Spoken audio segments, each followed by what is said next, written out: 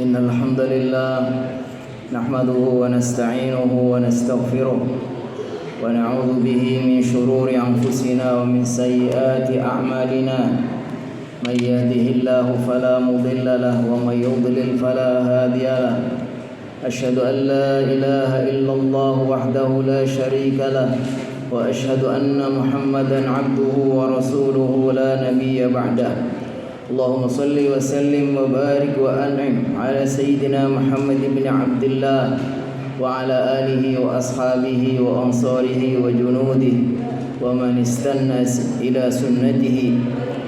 استنى بسنته إلى يوم القيامة أما بعد فيا عباد الله أوصي نفسي وإياكم بتقوى الله وطاعته لعلكم ترحمون يقول الله تعالى في كتابه الكريم وهو أصدق القائلين يا أيها الذين آمنوا اتقوا الله حق تقاته ولا تموتن إلا وأنتم مسلمون ويقول في آية أخرى سبحان الذي أسرى بعبده ليلا من المسجد الحرام إلى المسجد الأقصى الذي باركنا حوله لنريه من آياتنا إنه هو السميع البصير ويقول رسول الله صلى الله عليه وسلم عندما سأله أبو ذر يا رسول الله أي مسجد وضع في الأرض أولا قال المسجد الحرام ثم قلت ثم أي قال المسجد الأقصى صدق الله وصدق رسوله النبي الكريم. Hadratal mukarramin jamaah salat Jumat, mudah-mudahan Allah senantiasa meridhai dan memberkahi kita semua. Marilah sama-sama kita memanjatkan pujian dan syukur kehadirat Allah Subhanahu wa taala yang limpahan rahmat dan karunia-Nya senantiasa tercurah kepada kita. Di antaranya dari sekian banyak nikmat Allah Subhanahu wa taala berikan kepada kita ketentraman karena aman dan kecukupan makan sehingga tidak ada yang kelaparan. Dengan nikmat ini Allah Subhanahu wa taala ingatkan kita agar hendaknya bersungguh-sungguh beribadah kepada Allah Subhanahu wa taala. Falyabudu rabb hadzal bait alladzi at'amahum min ju' wa amanahum min khauf. Hendaknya mereka beribadah kepada Allah Subhanahu wa taala, penguasa Baitullah, pemilik Baitullah yang telah memberikan mereka kecukupan makan sehingga tidak ada yang kelaparan, dan Allah berikan ketenangan dan keamanan sehingga tidak ada yang ketakutan. Mungkin di dua nikmat ini sekarang tidak dirasakan oleh saudara-saudara kita yang ada di Palestina. Kaum muslimin jamaah salat Jumat yang dirahmati Allah Subhanahu wa taala, suatu negeri yang jauh di mata tapi terasa dekat di hati. Dialah negeri para nabi, negeri Palestina tercinta yang saat ini sedang berduka, berlinang air mata, bersimbah darah syuhada. Bagi kita bangsa Indonesia, umat Islam bangsa Indonesia, Palestina adalah satu negeri yang punya tempat di hati tersendiri. Karena secara emosional kita sama-sama satu nasib seperjuangan. Sama-sama negeri yang dulu pernah dijajah. Kalau kita dijajah oleh Belanda, kalau mereka dijajah oleh Inggris. 78 tahun yang lalu ketika kita memproklamirkan diri sebagai bangsa yang merdeka, mereka saudara-saudara kita telah mengakui kemerdekaan kita. Ada perwakilan yang secara resmi menyatakan mengakui kemerdekaan bangsa Indonesia. Tapi setelah 78 tahun kemudian sampai sekarang mereka belum sepenuhnya merdeka. Mereka masih dijajah. Secara historis kita punya hutang karena mereka telah terlebih dahulu mengakui kita. Secara ideologis bahwa mereka adalah orang-orang yang sangat dekat hubungan dengan kita, karena mereka adalah saudara-saudara kita umat Islam yang tinggal di suatu negeri yang Allah berkahi, alladzi barakna haulahu, yang Allah berkahi sekitarnya, yaitu dekat dengan Masjidil Aqsa, di mana di negeri itu Allah Subhanahu wa taala dirikan masjid tertua kedua.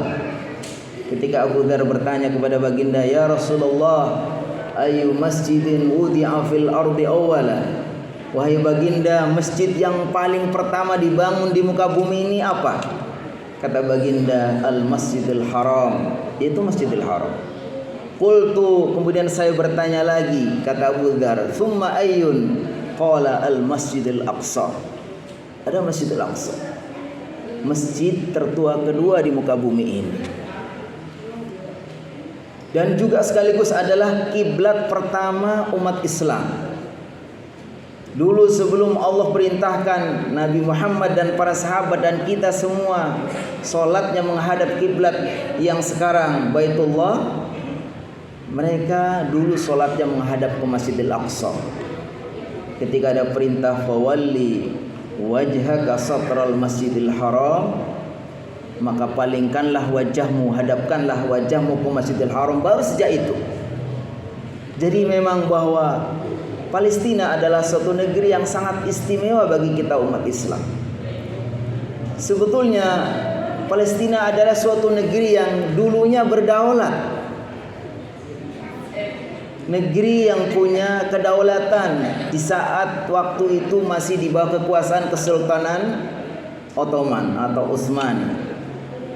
Baru pada tahun 1916 orang-orang Eropa datang menjajah.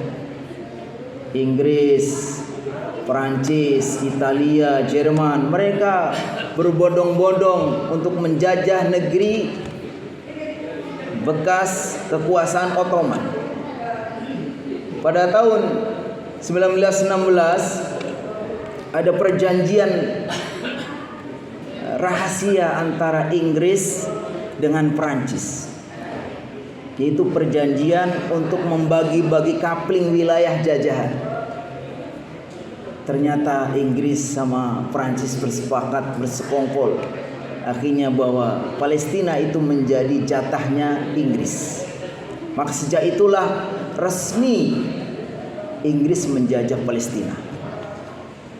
1 tahun kemudian terjadilah persekongkolan antara Menlu Inggris dengan perwakilan orang-orang Yahudi di Inggris. Mereka, menteri luar negeri ini kemudian menjanjikan, kita kenal ada sepucuk surat yang isinya menjanjikan bahwa Inggris siap membantu orang-orang Yahudi untuk mendirikan negara. Di mana? Yaitu di tempat penjajahan atau di tempat jajahnya Inggris.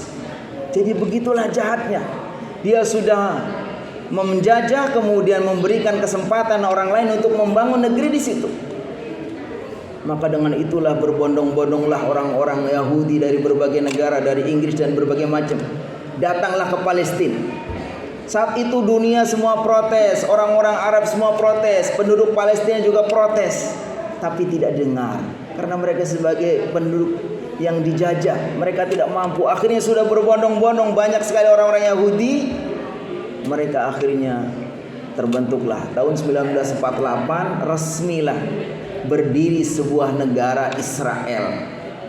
Ini negara haram karena dia didirikan di tempat orang-orang Palestina, jajahannya Inggris.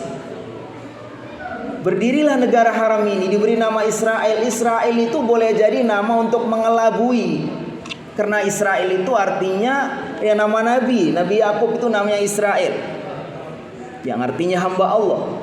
Mungkin untuk mencari simpati juga.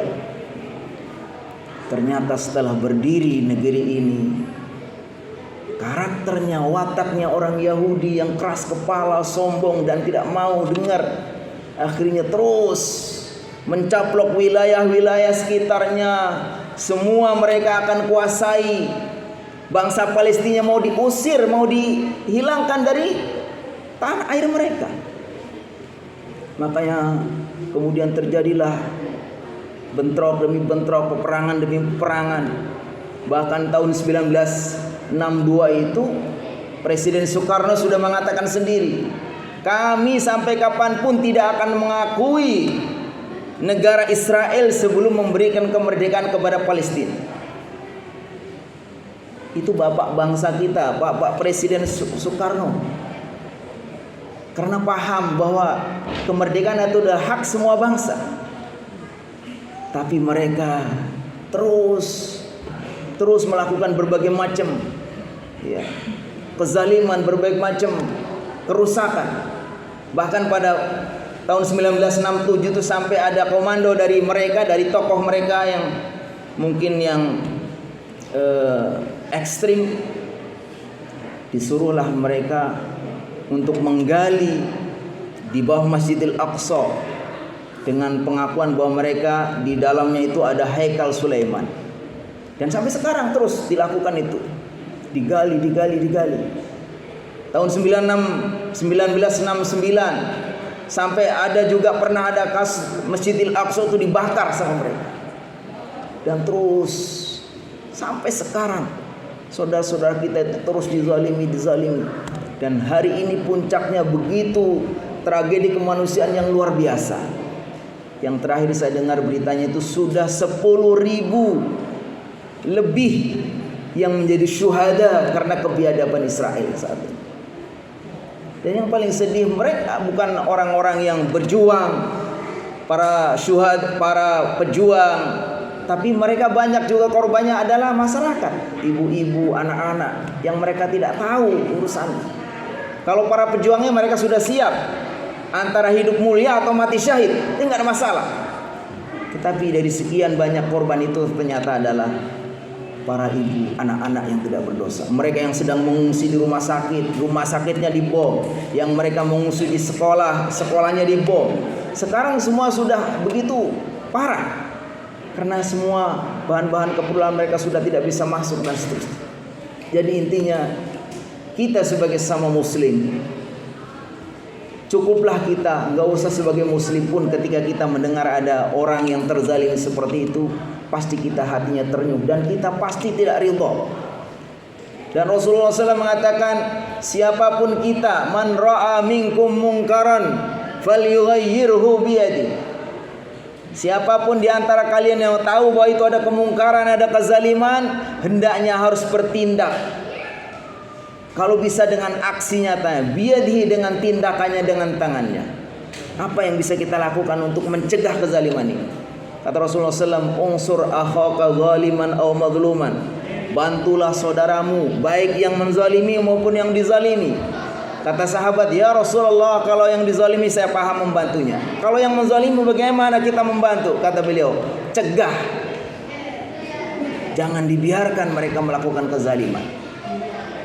Kita tahu bahwa sekarang kalau kita yakini adalah suatu kezaliman, bahkan sekarang ini yang jadi korbannya itu jelas-jelas sekali mereka adalah ingin menghilangkan etnis. Karena siapapun mereka itu secara babi buta akan dihabiskan, yang anak-anak, yang orang tua, yang ibu-ibu semua. Dan korbannya sudah sampai 10.000. Jadi tentu kita diperintahkan oleh agama kita. Rasulullah SAW mengatakan, siapapun di antara kita melihat kemungkaran, hendaknya kita mencegahnya. Kalau bisa kita lakukan dengan tangan kita, dengan aksi nyata kita. Fa illam yastati fa bilisani. Kalau memang enggak bisa, kita mencegahnya dengan lisan kita. Kita katakan kepada dunia, di zaman yang sudah seperti ini, yang mereka mengaku katanya menjunjung tinggi hak-hak asasi manusia, yang menjunjung tinggi demokrasi, yang menjunjung tinggi keadilan, tapi ternyata masih ada masyarakat yang sampai sekarang dijajah. Dan kenapa mereka kelihatannya tidak mau membela, bahkan mendukung penjajahnya? Tidak lain karena yang menjadi korban adalah saudara-saudara kita, orang-orang beriman. Makanya kata Allah Subhanahu wa taala dalam surat Al-Fajr dikatakan, "Wa ma naqamu minhum illa ayyuminu billahil azizil hamid." Mereka tidak akan melakukan kekejian seperti itu melainkan karena korbannya adalah orang-orang yang beriman. Kalau mereka mau mengalah, ya sudahlah, ikut apa yang kemauan mereka, mungkin tidak akan seperti itu. Jadi kita wajib mencegah terjadi kezaliman ini dengan lisan kalau kita bisa. Kalau nggak bisa, fa biqalbi, dengan hati kita. Hatinya ingkar, hatinya menentang tentang kejahatan ini. Jadi yang pertama, karena kita diperintahkan oleh Allah Subhanahu wa taala ketika melihat ada satu kezaliman wajib kita bertindak. Yang kedua, Allah perintahkan kita untuk membantu saudara-saudara kita. Mereka adalah saudara-saudara kita. Dalam Islam dikatakan innamal mu'minuna ikhwatun fa aslihu baina akhwaikum. Sesungguhnya setiap orang beriman itu bersaudara. Hendaknya kita saling islah, saling menolong, saling berdamai, saling berbuat baik. Walaupun secara jarak jauh di mata, dekat di hati, karena mereka adalah saudara-saudara kita. Dikatakan dalam hadis, mathalul mu'minin fi tawadihim wa tarahumihim wa ta'atufihim kamathalil jasadil wahid idza ishtaka minhu udwun tada'a sairul jasadi bis-sahri wal humam. Kalau orang mukmin satu dengan yang lain itu seperti satu anggota tubuh. Bila ada bagian yang menderita, ada yang sakit, ada yang luka, maka yang lain pun ikut merasakan, ikut demam, ikut disusahkan. Begitulah kalau saudara-saudara kita walaupun jauh, mereka kita tahu sedang dalam keadaan duka, maka apa yang bisa kita bantu? Setidaknya minimalnya itu kita doakan mereka. Allahumma ansur ikhwanana, Allahumma ansur al-mustad'afin, kita doakan. Dan yang ketiga, di samping mereka saudara-saudara kita, kita sebetulnya hutang sama mereka. Karena Palestina itu bukan hanya milik mereka, tapi milik kita umat Islam seluruh dunia. Di situ ada Masjidil Aqsa, di situ Nabi Muhammad SAW dimi'rajkan, di situ sebagai kiblat pertama, disitulah bumi para nabi yang diberkahi. Jadi kalau mereka rela untuk bertahan di situ dengan mengorbankan jiwanya, raganya semua, maka kita harusnya merasa utang. Jangan sampai kita malah salah sendiri, kenapa nggak mau pergi dari situ, cari penyakit. Ini orang nggak paham kalau mengatakan seperti itu. Harusnya kita berterima kasih kepada mereka, karena mereka itu adalah hak mereka, negeri mereka. Kalau dalam Islam, jangankan untuk membela negara, kalau kita ada orang mau mengambil harta kita lalu kita lawan, kita mati syahid.